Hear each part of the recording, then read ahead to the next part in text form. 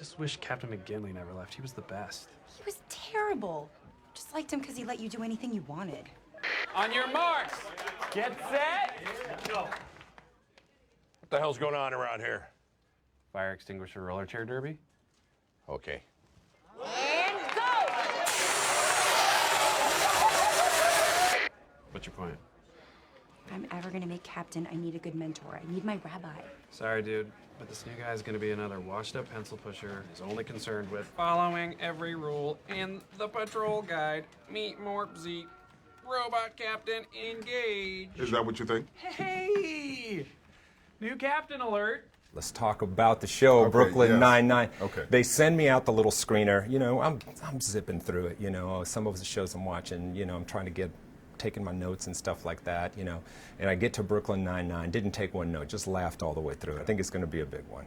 Oh, I'm glad to hear that because I like hearing that it works, and I'm hoping it works for 20 million Americans.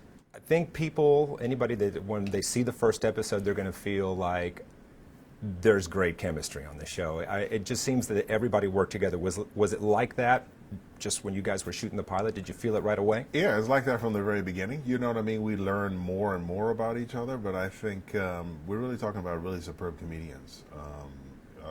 Traditional comedians would be Andy and Joe and Chelsea. You know what I mean? But then Terry has a comedic background. You know, I've done a little bit of comedy, you know, in my time, and I'm not sure where Stephanie and Melissa land on that. But you know, it's good material, and good material inspires camaraderie. You know what I mean? Because we're working on something that we feel is substantial and truthful, you know, and funny at the same time. So, so from the very beginning, we've just been working well together.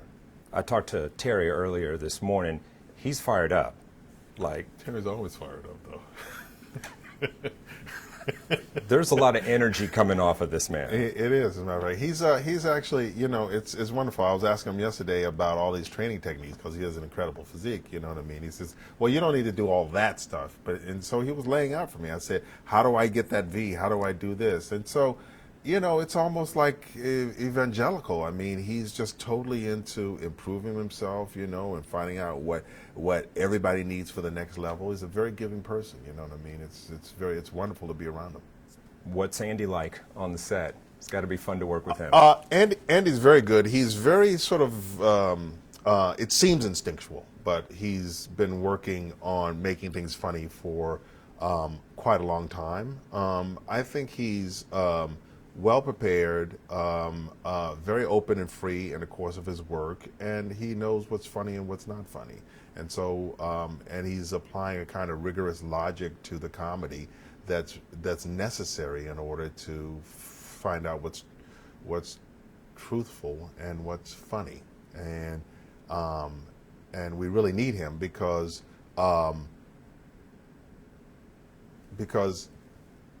it can't be made funny later on. It has to be acknowledged that it is or is not working today, and everybody needs to be a part of that. So Andy is one of our leaders in acknowledging it is working or is not working. And then behind the camera, there's a director and our writers and Dan and Mike. And so all of this is joined together to be this really wonderful team who makes the comedy happen truthfully right now, as opposed to hijinks and noises, you know what I mean, and stuff that pranks up other kind of comedies. You know, it seems to be coming from a truthful, centered place, you know, and Andy is the catalyst for that.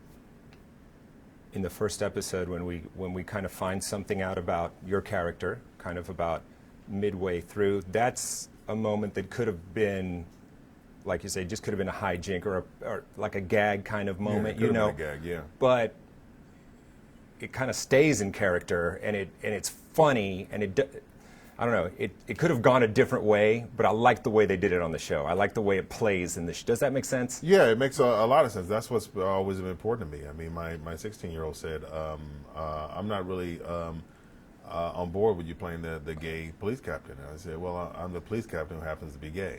You know what I mean? And that's a distinction that's clear for me. I mean, my first conversation, one of the first conversations I had with Dan was exactly, what do you plan on going with this? You know what I mean? Because if he's the butt of the joke, then I don't want to necessarily be involved. You know what I mean? But if it's a part of a complex character, then it's entirely appropriate. So he says he reassured me that it's not about you wearing pink hot pants and singing YMCA. It's not a part of a caricature. So, Right. you know, I have to trust that. You Right. know what I mean?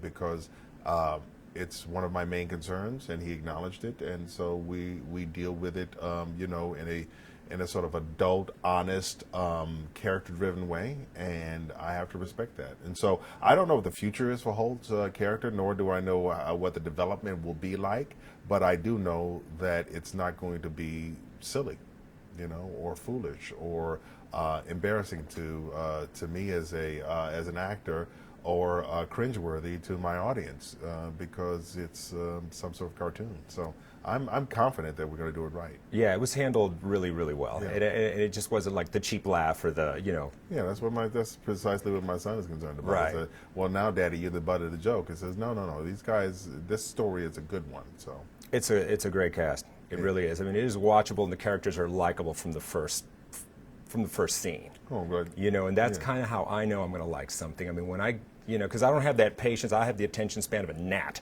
You know, I'm not Right. going to say, well, let's see, I'm 5 episodes in. Will I still be, am I going to Right. continue It's invest working in or this it's not show? working. Yeah. Right. And right off the bat, you know, you can feel that kind of magic there, I think. Well, that's what I mean about these guys acknowledging either is funny, is not funny. There's no time to wait for it to become funny. We're going to deal with it right now, and so you have to respect that kind of leadership.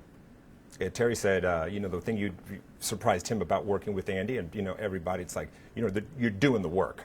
There's a lot of these, you know, these are serious people, very serious about the craft that they're involved in right now. Oh, yeah, I learned a lot by watching these guys. I learned a lot. I mean, comedians are searching for the same truthful core that we as tragedians are searching for. And so, You're going to make me look up that word. Maybe. I hope I used it correctly. We're all looking for the same core, and so by watching the comedians do it, I learn a different way to get to the heart of the matter again and again. So, Best of luck. I can't wait to see the season. Pleasure to meet you.